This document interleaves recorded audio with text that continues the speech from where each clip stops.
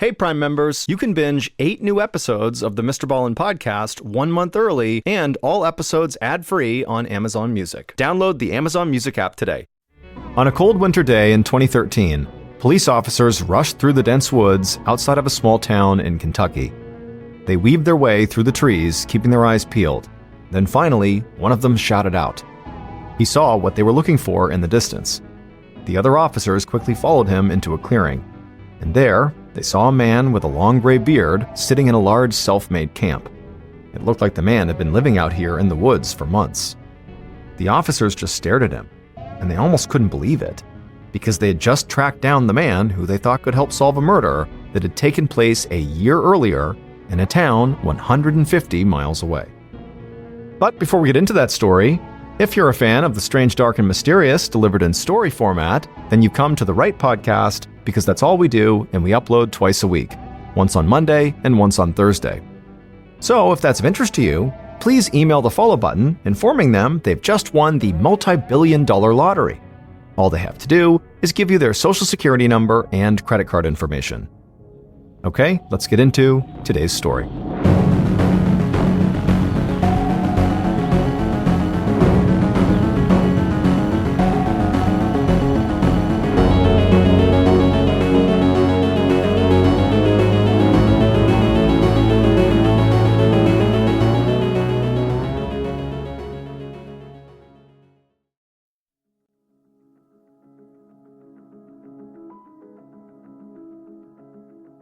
On the evening of October 28, 2012, 87-year-old Barbara Howe sat at the dinner table with a friend in her house at the Mount Pleasant Retirement Village in the small town of Monroe, Ohio.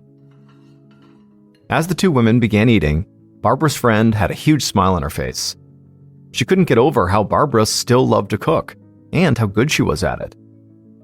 At 87 years old, Barbara made it a point to stay active, and she loved cooking and having people over to her house as often as she could. And when she wasn't entertaining, she loved to drive her prized red Cadillac around town and visit the shops on Main Street. At the dinner table, Barbara broke down the latest episode of Dancing with the Stars, which she watched religiously, and then also the two women caught each other up on what was going on with their kids and their grandkids. Barbara's husband had died about 14 years earlier, and since then she'd lived on her own. But her family, especially her daughters and her granddaughter Barbie, made sure she was never by herself too often. Just then, the landline phone rang, and Barbara shook her head. People calling during dinner time was so rude, as far as she was concerned. But she excused herself from the table and walked into the bedroom to grab it. The person on the phone said they were working in the retirement village that evening to fix and update all of the residents' Lifeline medical alert systems. Lifeline was a device that allowed someone to push a single button in order to get medical help in case of an emergency. Everyone who lived at Mount Pleasant had one, and it had a piece of equipment connected to the phone line that sometimes required maintenance. Barbara thanked the Lifeline worker for letting her know, said she'd see them soon, hung up, and went back to the table. Barbara and her friend talked and ate a while longer, and then finished up their dinner. They made plans to catch up again the following week, said goodnight, and then Barbara's friend headed out. Barbara cleared the table and started cleaning up the kitchen right away. She'd been a neat freak her entire life, and she couldn't stand having any kind of mess or clutter in her house. When she was finished cleaning, she poured herself a glass of iced tea, walked into the living room, and sat down in her favorite chair. She put her drink down on a small table right by her chair, then she grabbed the remote and turned on the TV. But just as she began flipping through the channels, she heard a knock at her front door.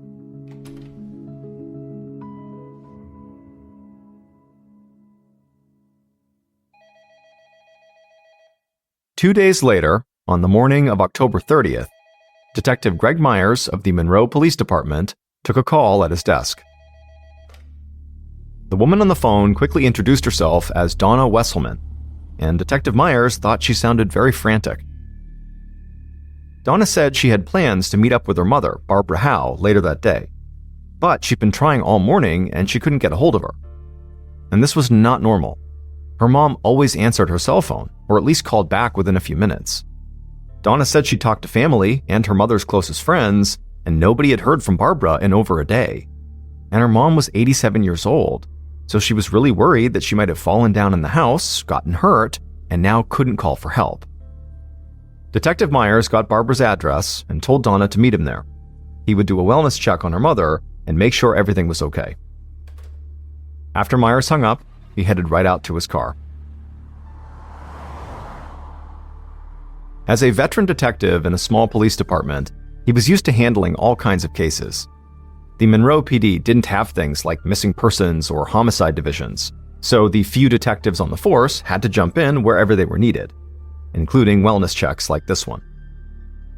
As Myers drove past the town's quiet main street, he looked at all the old-fashioned shops that were all decorated for Halloween, and he thought it looked like something out of a classic 1950s horror movie.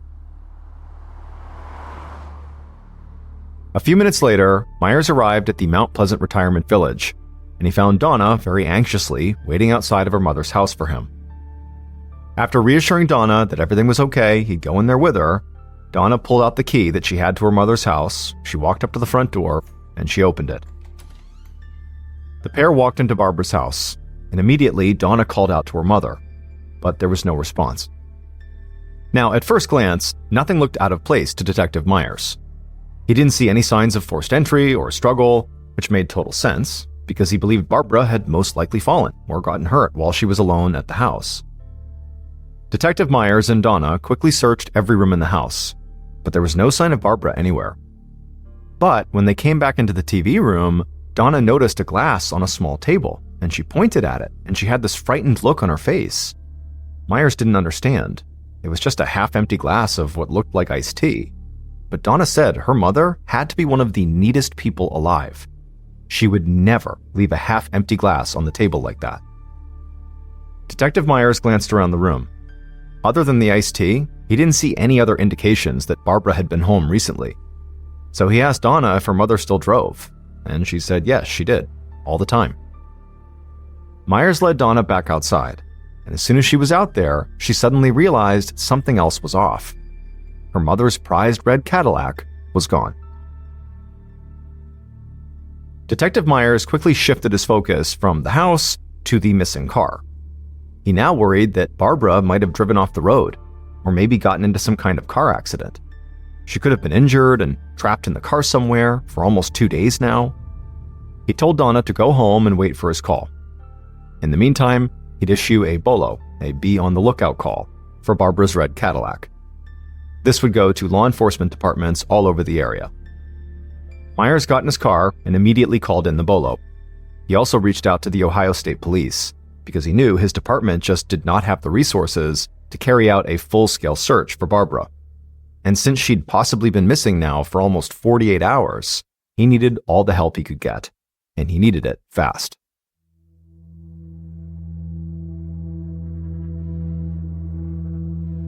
Two days later, on November 1st, Detective Myers sat at his desk, desperately hoping for some kind of lead on Barbara or her missing car. He'd stayed in regular contact with local, county, and state law enforcement agencies, all of whom were aiding in the search. But so far, nobody had found anything. He had also continued to update Barbara's daughter, Donna, about the whole situation, and he'd begun receiving regular phone calls from Barbara's granddaughter, Barbie, who was a young adult. In fact, Barbie had become kind of relentless, asking for regular updates and wanting specific details of the police search. Myers knew Barbara's family was upset and panicked, of course, and they had every right to want answers from the police. But right from the get-go, something about these calls from Barbie just seemed off to him. Still, at this point, he believed Barbara most likely had gotten into a car accident, so he didn't think too much about why her granddaughter was behaving strangely. After all, stress can make people act in all kinds of different ways. At around 1 p.m. that day, Myers' phone rang, and he finally got the news he'd been waiting for. A state police helicopter had conducted an overhead search, and they had located Barbara's red Cadillac. It was in the parking lot of an apartment complex in the town next to Monroe. Detective Myers contacted the local police from that town, and then rushed out to his car and drove over to that apartment complex. When Myers arrived, he saw local police officers already on site, waiting for him. And he also saw a man wearing a dark suit getting out of what was clearly an unmarked police car. Myers stepped outside, and the man in the suit came over to him. The man introduced himself as Agent Brian White of the Ohio Bureau of Criminal Investigation, and he said he was there to help. Detective Myers had been holding out hope that even if Barbara was hurt, he would still find her safe and relatively unharmed. But as he and Agent White walked towards the red car, they feared that that was not the situation. Because as soon as they got near the car, they could smell something. It was the smell of bleach. And Myers knew that, almost always, bleach was an indication that somebody had tried to cover up a crime. And as they got closer to the car, they saw the trunk was not completely closed, and clearly the bleach smell was coming out of there. And then, once the two officers were standing right behind the trunk, sort of wincing from the bleach smell, they looked down and saw very clearly there were long strands of human hair sticking out of the trunk. At this point, Myers and White put on their gloves and opened up the trunk. And what they found inside was somehow even more horrifying than what they had expected. They had already expected the worst. There was a deceased woman laying in the trunk, and they immediately identified her as Barbara Howe. Barbara was almost completely naked, chunks of her hair had been cut off, and there was a strange gray dust covering her body. And her head barely remained attached to her neck.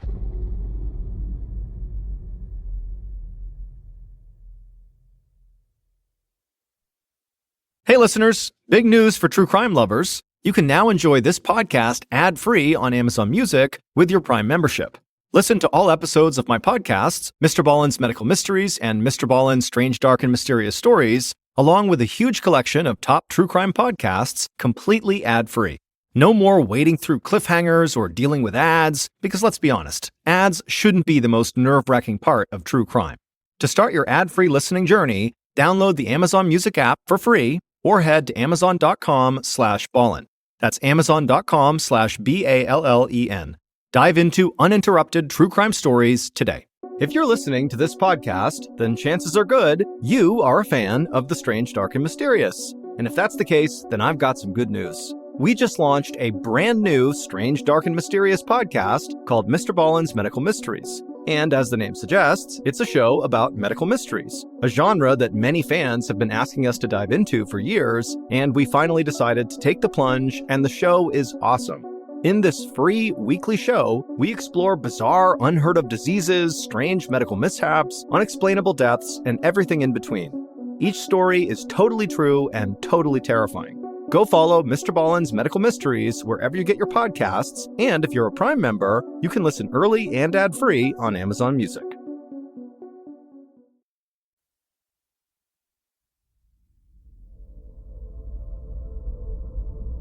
Police immediately began searching the Cadillac and the surrounding area. But the state forensics team needed more space, and they wanted to get the car and Barbara's body into a more controlled environment. None of these small-town police departments in the area had facilities to house a car for a full forensic search. So the local fire department cleared out space at their station and let the police move the car there. Once the forensics team had the time and space to really get to work, they told Myers and White that the killer had most likely poured bleach all over Barbara's body after she was dead. But the killer had not bleached the trunk or the car. And forensics techs said that after the killer covered Barbara's body in bleach, they had most likely emptied out a vacuum cleaner on her. That's where the techs thought that strange gray dust covering her body had come from. But most importantly, they said they had found some blood in the trunk and the car, but not nearly enough to match the brutal, deep wounds on Barbara's neck. They said if that kind of attack had been delivered in the trunk or the car, they would have found far more blood than they did. So, based on this, Detective Myers and Agent White believed the murder must have taken place somewhere else, and Barbara had been dumped in her own trunk and then driven to the apartment complex. The investigators thought that the most likely site of the murder would have to have been Barbara's house. But Myers had been there for that wellness check, and he hadn't seen any blood or anything that indicated a violent attack had taken place there. That said, Myers knew he could have overlooked something while he was there. There hadn't been a reported homicide in Monroe, Ohio in almost a decade. So when Myers had gone to Barbara's house, The thought that Barbara, an 87-year-old woman who lived in an upscale retirement village, had been brutally murdered there had not really even crossed his mind, so he wasn't really looking for indications of a murder. So, Myers and Agent White gathered up a group of Monroe police officers and Ohio State troopers and went back to Barbara's house to conduct a much more thorough, full-scale search. Later that evening, now almost 4 full days after anyone had seen Barbara alive, Myers, White, and their team walked through Barbara's house, and nothing new really stood out. There still didn't appear to be any signs of forced entry or of a struggle of any kind. Detective Myers also found jewelry boxes that were filled with what looked like really expensive rings and necklaces just laying out in the open in Barbara's bedroom. And it didn't look like anyone had touched Barbara's high-end TV or any of the other electronics in the house. So it definitely did not appear like someone had come to burglarize the house. And even though Barbara's daughter had talked about how clean her mom was, a glass of iced tea on a table was not enough to prove that something bad had happened there. So, Myers and White started to think that they would have to expand their search across Monroe and the nearby towns in order to find the location where Barbara had been killed. But as they were getting ready to pack up and leave Barbara's house, they both noticed something at the exact same time. The heater came on in the house, and they could feel the heat coming from the floor. This meant that there were pipes under the floor that were heating the house. And they knew there had to be a way for maintenance workers to get to those pipes if they needed repairs. So Agent White called out to the team on site and said they needed to search the house for any place that might provide access to the pipes under the floor.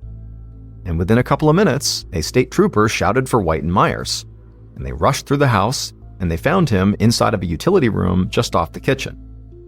The trooper pointed to the floor, and Myers and White looked at each other and then bent down, because they saw a wooden panel that almost completely blended in with the floor, and they realized this was actually the entrance to a crawlspace. They lifted up the wooden panel and they looked inside. And right away, both men felt a mix of excitement and horror. There, in this tiny crawlspace, they saw a rug that was covered in blood, and there was blood spatter all over the floor and the sides of this crawlspace. Late that night, after forensics techs had collected blood and possible DNA samples from the rug, the crawlspace, and throughout the house, Myers and White laid out a plan. They knew that a group of trained law enforcement officers, including both of them, had searched this house and almost left without finding the entrance to that crawlspace. So they didn't believe that Barbara's killer was just some random person who just happened to stumble upon that hidden panel in the utility room floor. Instead, they were sure that her killer must have had intimate knowledge of the layout of the house. And for Myers and White, only a limited number of people could fit the bill. Staff members and maintenance crew who worked at the retirement village, and Barbara's close friends and family. Agent White had the resources at his disposal to track down and interview everyone on staff at Mount Pleasant. So Myers, who was well respected in the local community, would handle speaking to Barbara's friends and family. And Detective Myers knew who he wanted to start with, because he lived by a simple adage when it came to police work. If there's a fire, and someone watching that fire burn wants to know all the details about how it started and how it spread, there's a good chance that person may have started the fire. And Myers thought the same went for violent crimes. And there was one person who had wanted all the details about Barbara's disappearance and the police investigation from the very beginning. Her own granddaughter, Barbie.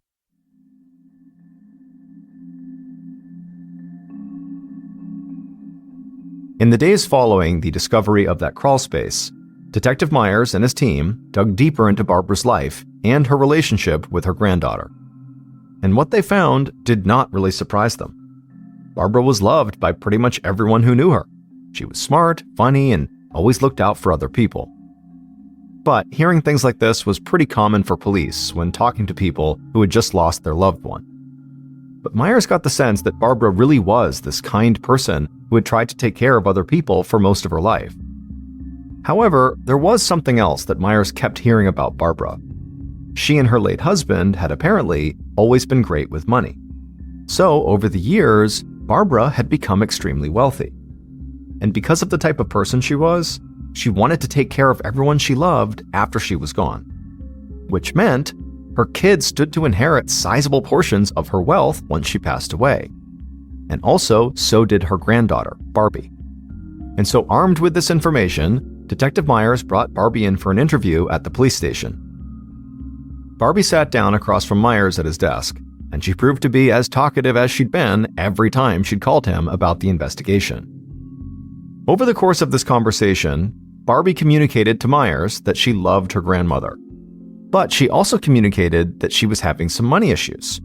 She told him that she really had to work hard just to pay her rent and cover her bills.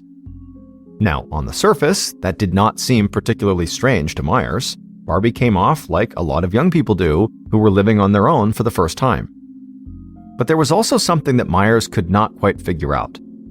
Barbie still seemed like she wanted to know everything about the investigation, and Myers honestly couldn't tell if this was because of some morbid curiosity, if it was nerves, grief, or if she really was the arsonist watching the fire she had set. So, eventually, he told Barbie that the best way she could help the investigation would be to provide a DNA sample. And Barbie said yes, of course. And so Myers had an officer swab her cheek to get the sample, and then after that, he let her go. Part of Myers didn't want to believe that someone could do something so horrific to their own grandmother. After all, Barbara hadn't just been killed, she'd been brutalized. But regardless of what he wanted to believe, and even though Barbie had cooperated, Myers still had to consider her a major suspect at this point.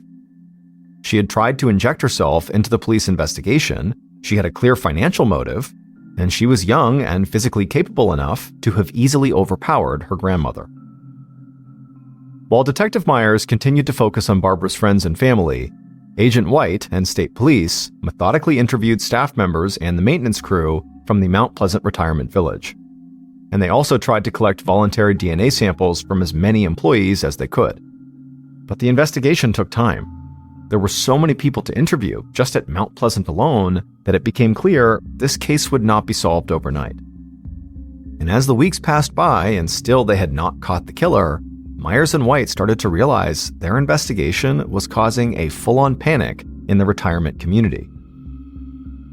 Homicide cases were almost unheard of in Monroe, so Barbara's murder had already shocked everyone in town. But now, the people who lived at Mount Pleasant started to believe there was a killer on the loose who was specifically targeting senior citizens. And they feared that the police weren't any closer to finding this killer than they had been on day one of the investigation. As the Mount Pleasant residents made their feelings public, the pressure on the police and the company that oversaw operations at Mount Pleasant continued to mount. In order to demonstrate that they were doing everything they could to protect their residents, the company that ran the retirement village helped set up a tip line with the Monroe police, and even offered a $10,000 reward to anyone who provided information that led to an arrest.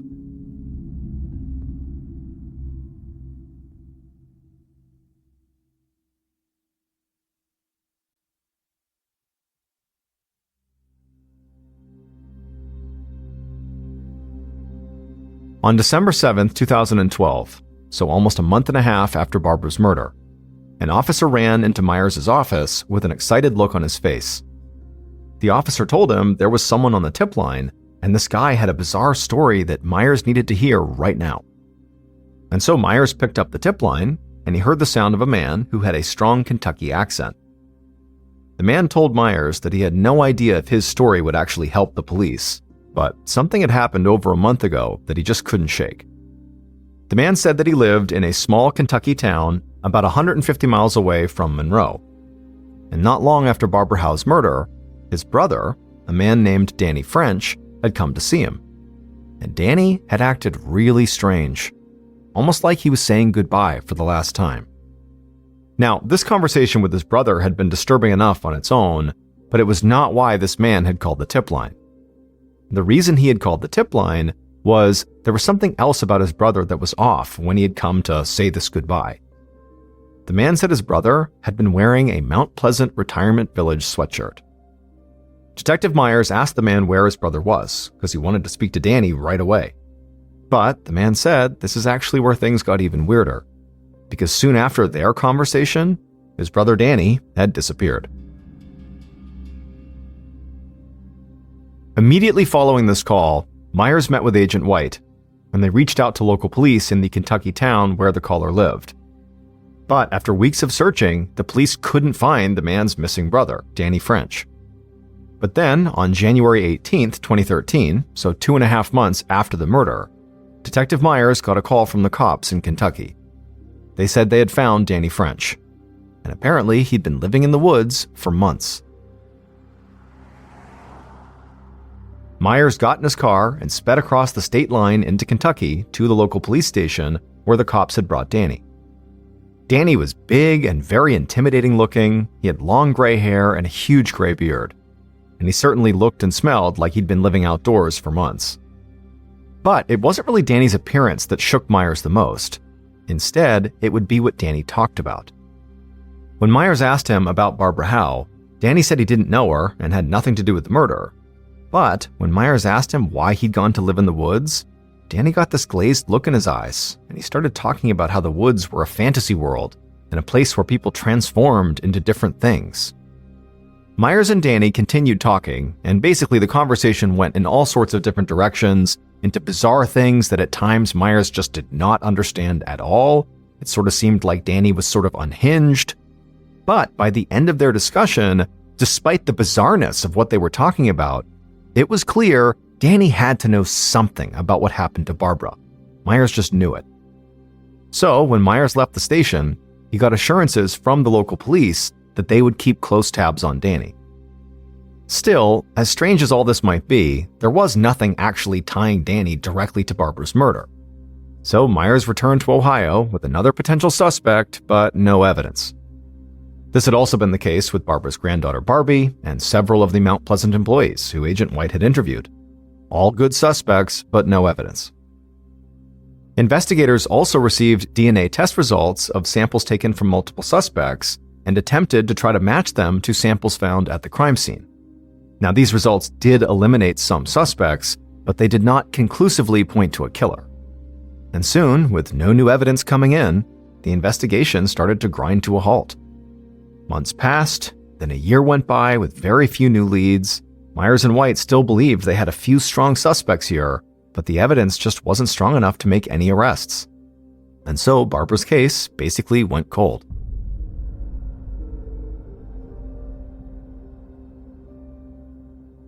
Fast forward to October of 2014, 2 years after Barbara's murder.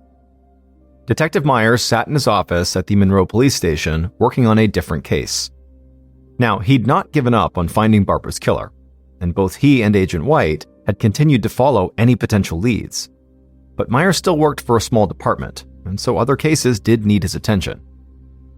Just then, Myers heard someone yelling his name, and then he looked up to see an officer rushing into the office with a grin on his face, and he handed Myers a piece of paper.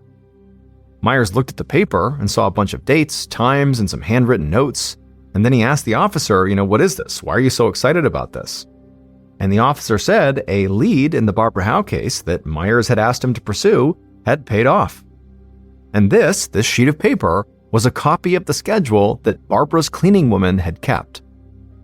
Myers looked down at the schedule, and now that he knew what it was, his eyes suddenly went wide. He told the officer to find this cleaning woman and bring her in right away.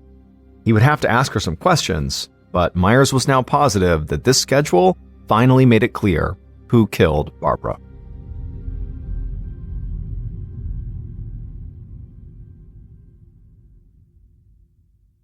Based on information from Barbara's cleaning woman, DNA test results, and evidence collected over the course of the entire investigation, the following is a reconstruction of what police believe happened to Barbara on the night of October 28th and the early morning of October 29th, 2012.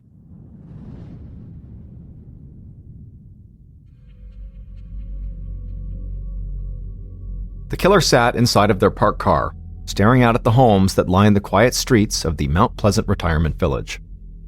The killer glanced at the clock. They knew Barbara was expecting them any minute, so it was time to move. They grabbed a stun gun sitting on the passenger seat and then stepped outside. The killer held the stun gun behind their back as they approached Barbara's house and then knocked on the door. Barbara opened the door, and the killer smiled and followed her inside. Barbara walked through the house towards her bedroom, and the killer stayed right behind her. And at some point, they raised the stun gun, pressed it to her back, and pulled the trigger. Barbara immediately felt an electric shock. She screamed, she convulsed, and fell to the floor.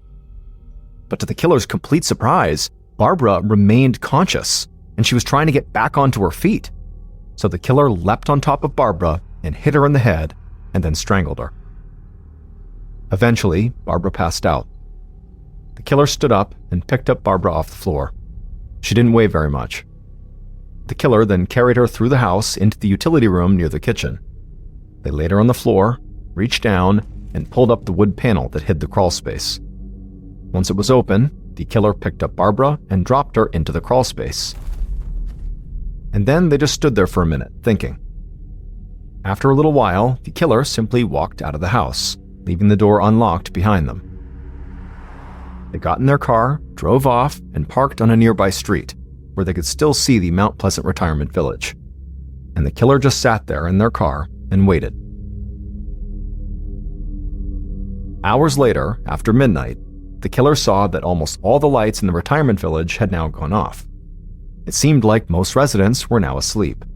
So, the killer grabbed a long, sharp knife they had left on their floorboard, stepped out of their car, and quickly walked back to Barbara's house. The killer walked inside and went right to the crawl space. They looked in, and Barbara still lay there. She was unconscious, but breathing. The killer got on the floor, leaned down into the crawl space, grabbed Barbara by the hair, and slit her throat. Blood splashed onto the walls of the crawl space, but the killer didn't stop. They kept slicing and cutting Barbara's neck until they had almost decapitated her. Finally, the killer relented and stood up. They grabbed a small rug from the kitchen and slid it into the utility room. They reached down, lifted Barbara out of the crawl space, and dropped her lifeless body onto the rug. But as they did that, they realized that drool from their mouths had dripped and fallen into Barbara's hair. So they took the bloody knife and cut off that chunk of her hair. Then, for the next several minutes, the killer remained in the utility room with the body, living out their wildest and most grotesque fantasies. But at some point, the killer panicked, as if they had just realized they might be leaving traces of their own DNA on Barbara's body. So they ran to the cabinet under the kitchen sink and grabbed a bottle of bleach. Then they ran back to the rug, took off Barbara's clothes, and poured the bleach all over her.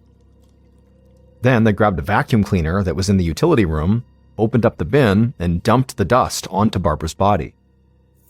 Finally, the killer grabbed Barbara's keys from the kitchen counter, rolled her up in the rug, and then carried her outside. In the darkness, the killer used the keys to pop open the trunk of Barbara's Cadillac. They dumped her body inside the trunk, but kept the rug. They slammed the trunk door, not noticing part of Barbara's hair was sticking out and that the trunk did not close all the way. The killer ran back into the house, threw the bloody rug into the crawl space, and covered the space up with the wood panel.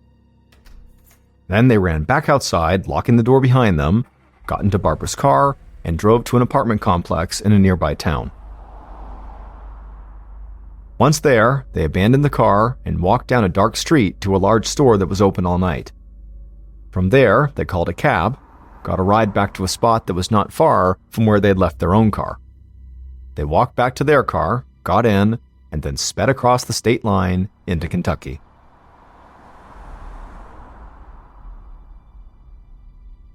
Danny French, the huge guy with the big gray beard who lived in the woods at one point and had that totally bizarre conversation with Detective Myers, murdered Barbara Howe. It would turn out Danny had once been a maintenance worker at the Mount Pleasant Retirement Village, so he knew all about that crawl space. He also knew that every resident had one of those Lifeline medical emergency devices. So, on the night of the murder, he called 3 women at Mount Pleasant, posing as someone who was there to fix their Lifeline devices. And Barbara was the only one who said he could come by that night to fix it. And as soon as Barbara opened up her door and let Danny into her home, he carried out his plan. From the moment Detective Myers met Danny after he'd been pulled out of the woods for his interview, he had suspected Danny was the killer. Danny told Myers the woods were his fantasy world. But the more he spoke, the more it became clear to Myers that In reality, Danny just had a lot of fantasies, and some of them were very dark and violent.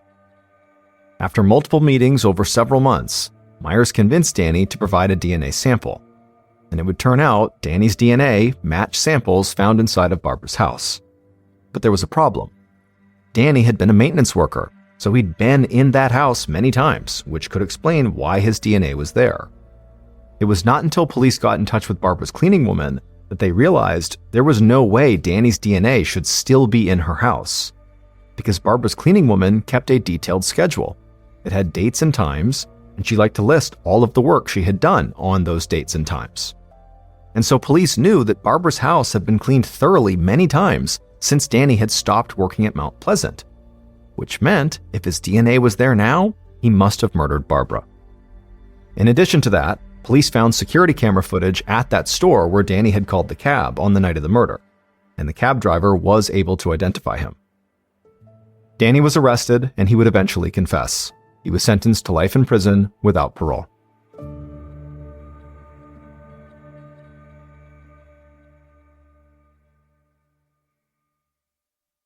A quick note about our stories. They are all based on true events, but we sometimes use pseudonyms to protect the people involved, and some details are fictionalized for dramatic purposes.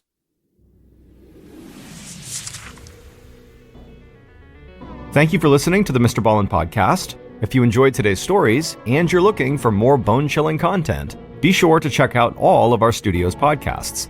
This podcast, the MrBallen podcast, and also MrBallen's Medical Mysteries, Bedtime Stories, Wartime Stories, Run Fool, and Redacted. Just search for Ballen Studios wherever you get your podcasts to find all of these shows. To watch hundreds more stories just like the ones you heard today, head over to our YouTube channel, which is just called MrBallen. So that's going to do it. I really appreciate your support. Until next time, see ya.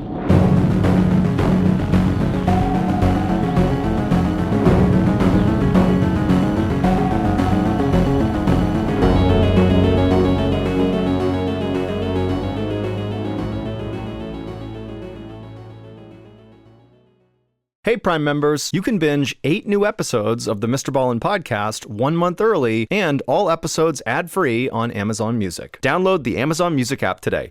And before you go, please tell us about yourself by completing a short survey at Wondery.com/survey.